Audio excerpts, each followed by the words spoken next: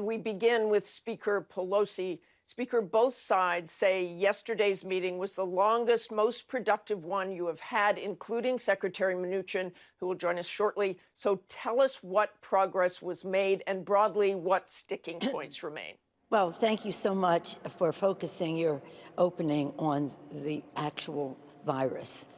Because in our negotiations, we're talking about dealing with some of the consequences of this pandemic. But the fact is, we must defeat this virus. And that is one of the points that we still have not come to any agreement on. In our legislation, the HEROES Act, we have a strategic plan for defeating the virus: testing, tracing, treatment, isolation, mask, sanitation, and the rest. And we just still haven't come to agreement. We started this March 4th. Our first bill was testing, testing, testing.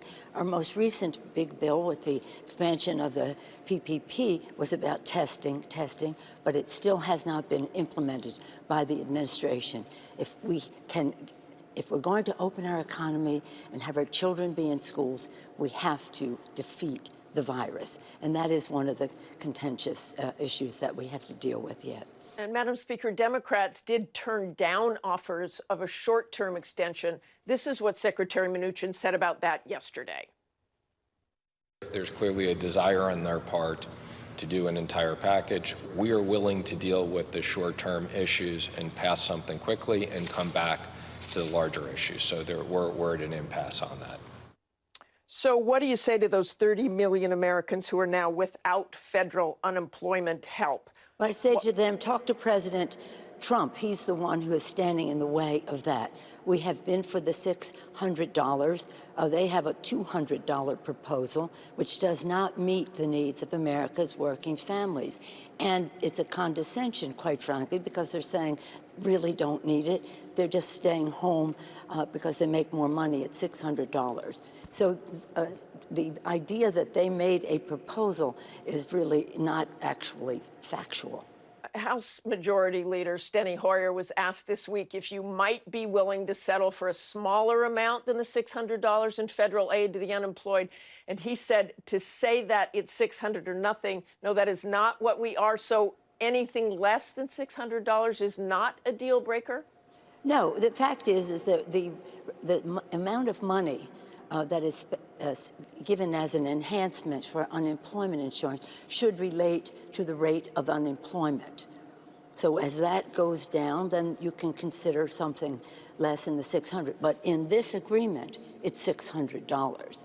And again, they're subjecting somebody who might be, they say, oh, people are staying home. The data does not support that. Yes, they might anecdotally have examples, but the fact is that they're subjecting somebody who gets $600 to scrutiny that they won't subject some of the people who are getting millions of dollars in the PPP. So this is about putting workers first. And the fact is, if we're going to succeed, we must defeat the virus.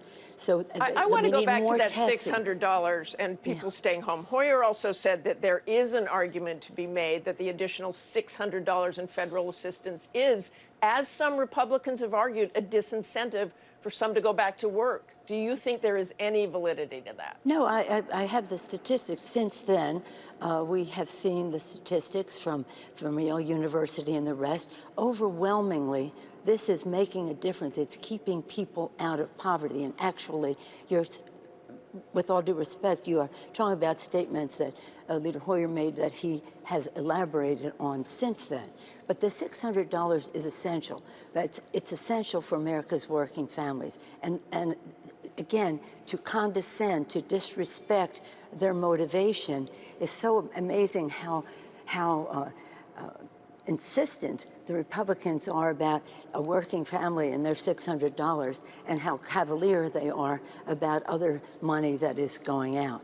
But the fact is, we have to get back to the strategic plan. And in the HEROES Act, we have 3 pillars that address this concern. First, honor our heroes, state and local government, healthcare workers, et cetera, who are risking their lives to save lives and now may lose their jobs. When they lose their jobs, they go on unemployment.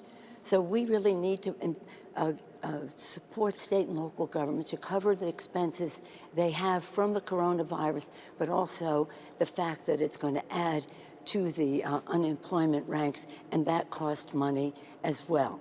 And we don't want that to happen. Speaker Pelosi, I know you're not going to give us an exact timeline, but can you tell those workers out there anything about when this could possibly be settled? It doesn't sound like you're close to a deal. Well, the fact is it will be close to an agreement when we have an agreement.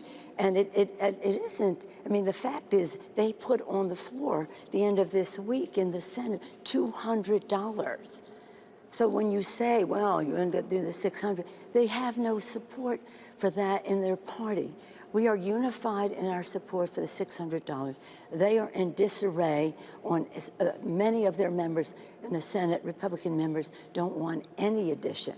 And we're saying three things: support our state and local and our heroes, strategic big plan to end the virus, and third, put money in the pockets of America's working families, and we do that. And we have other issues that relate to food that are contentious. Speaker Pelosi, one of the things you talk about is getting rid of COVID. Your home state, California, is the first state to surpass 500,000 positive cases, a record high number. What did your fellow Democrat, Governor Gavin Newsom, do wrong, and what should he do in the future? I don't think he did anything wrong. We are the largest state in the union, so numerically it isn't shocking to say we have the most cases.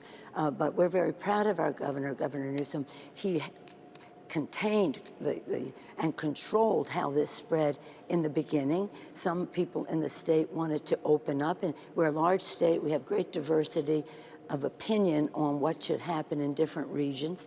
And when the opening up took place, we have more cases, and that should be instructive to others. The virus is vicious, and you have to have shelter in place as long as you need it. And when you do, and you reduce the spread, then you can open up the schools when you reduce the rate of infection in a community. But until you do that, you have to be very careful with our children. Madam Speaker, I want to ask you, we just have a couple of minutes here. Politico reported that in a closed meeting on Friday, you accused Dr. Deborah Birx of the Coronavirus Task Force of spreading disinformation about the pandemic. Is that true, and do you have confidence in her? I think the president is spreading disinformation about the virus, and she is his appointee. So I don't have confidence there, no. And I want to ask you quickly about election security. Yes. President Trump suggested that November's election could be delayed over concerns about mail-in voting. No. That drew widespread criticism, of course. But what are your concerns come November? Well, I'm a former chair of the California Democratic Party, and I know the Republicans know how to do mail-in voting.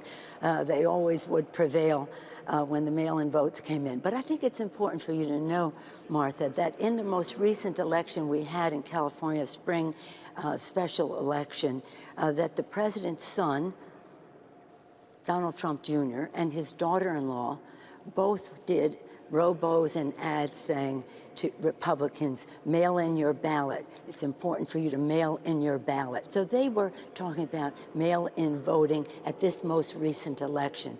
I think that the president, I don't think it benefits one party or another, but I think it is essential from a health reason because we want to keep people at home to vote without having them all collect on Election Day. But if they do want to vote in person, that we have sufficient spacing and all the rest so that it's not a risk to their health.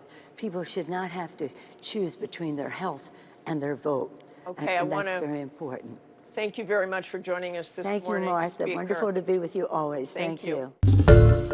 Hi, everyone. George Stephanopoulos here. Thanks for checking out the ABC News YouTube channel. If you'd like to get more videos, show highlights, and watch live event coverage, click on the right over here to subscribe to our channel. And don't forget to download the ABC News app for breaking news alerts. Thanks for watching.